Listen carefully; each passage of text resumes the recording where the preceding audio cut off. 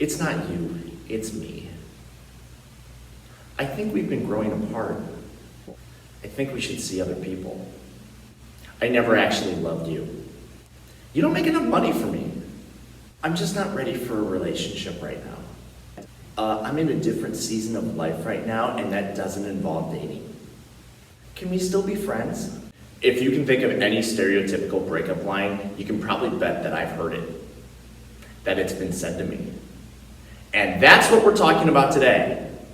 Psych, you thought I was going to tell you about all of my failed dating relationships. No, not today. But we are going to talk about the biggest breakup, arguably in all of world history, the breakup of the Western Church and the Eastern Church, something that the writing has been on the wall for hundreds of years. And we're going to talk about that today.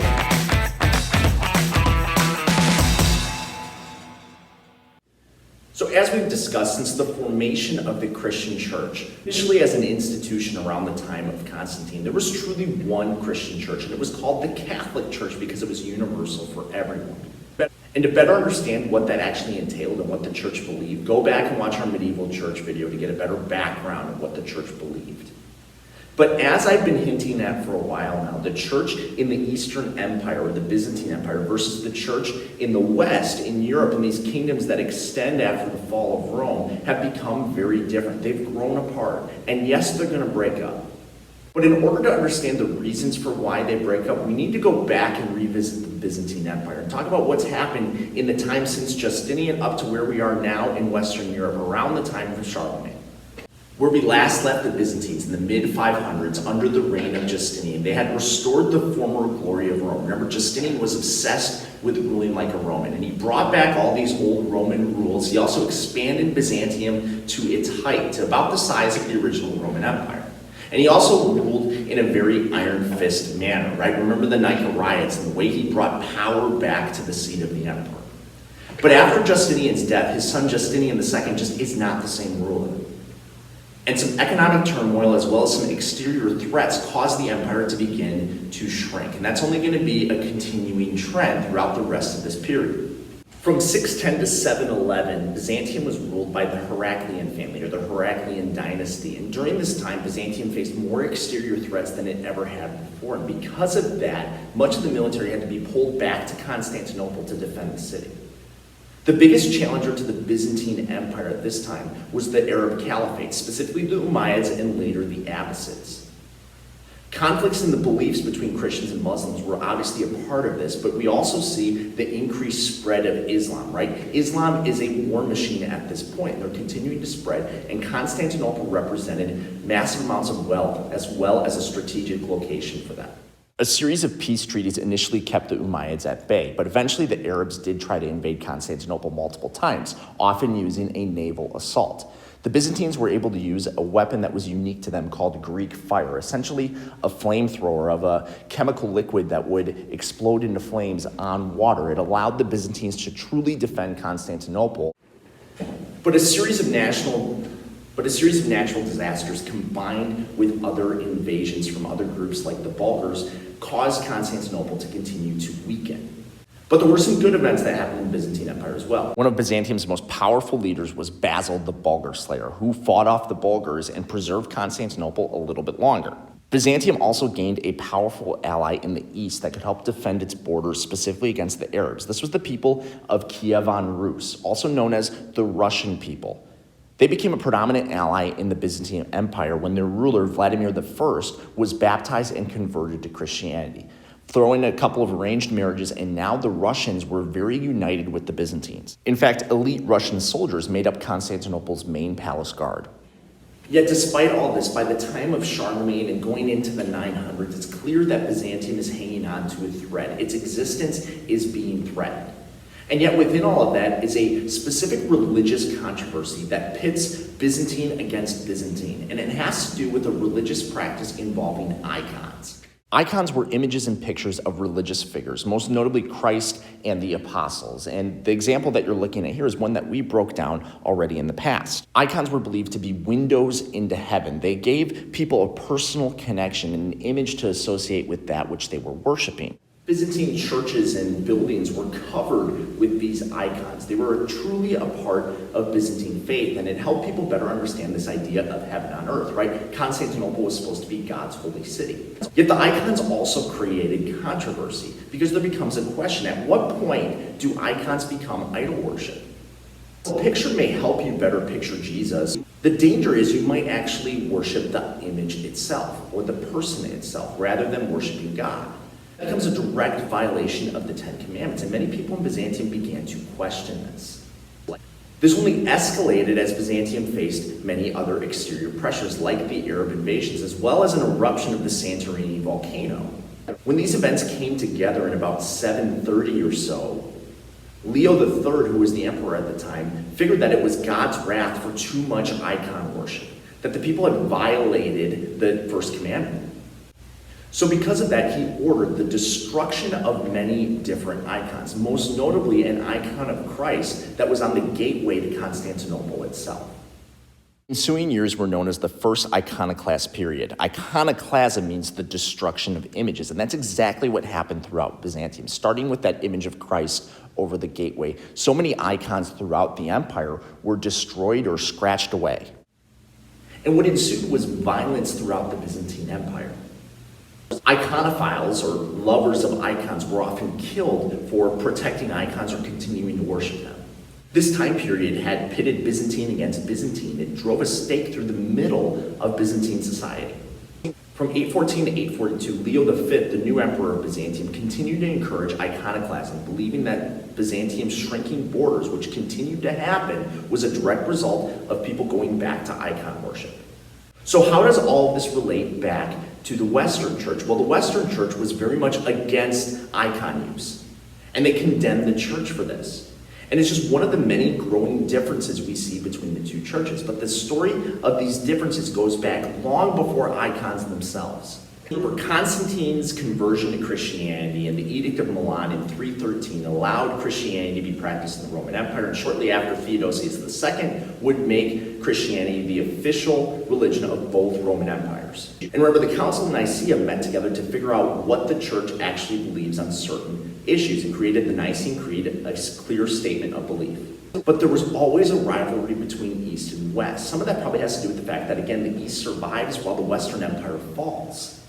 But there are other differences in here too. Rivalry between Rome and Constantinople probably started in about 381 at the Council of Constantinople, when the council elevated Constantinople to equal status with Rome when it came to the church. This only continued at the Council of Chalcedon in 451, when the 5 patriarchies were established, which included Constantinople and Rome, as well as Alexandria, Antioch, and Jerusalem. While the patriarchs were supposed to be equal leaders in the Catholic Church, there was a debate over which one was most powerful. And the consensus was generally that either the Patriarch of Constantinople or the Patriarch of Rome, who later became known as the Pope, should be the head of the whole church. That debate is where we truly start to see the differences between the Catholic Church and the Eastern Church, which will become known as the Orthodox Church. Because people in the East are going to listen to the Patriarch of Constantinople. People in the West are going to listen to the Pope. That's where these two sides start to drift further and further apart. The Pope's so-called authority goes back to a document that we're not sure if it was forged or if it was real, called the Donation of Constantine. This supposedly put the Pope in charge of the entire Western Roman Empire, and that remained true after the fall of Rome. And as we know with Charlemagne, that's where so much of this authority lied with the Pope. Many Byzantine emperors, like Justinian in particular, believed in a concept called Caesaropapism, or that the emperor is the equivalent to the Pope, that the emperor is God's vicegerent, that the emperor speaks for God and is the final authority in all political and church matters. So you have the Catholic Church in the West with the Pope, who believes that that is the supreme authority, and then the Byzantine Empire with the Byzantine Orthodox Church, who actually believes that the emperor is supreme authority over everything. Neither side is going to relent. And then things get crazy in 800. From the Byzantine perspective, Pope Leo's coronation of Charlemagne as emperor of the Romans crossed a line.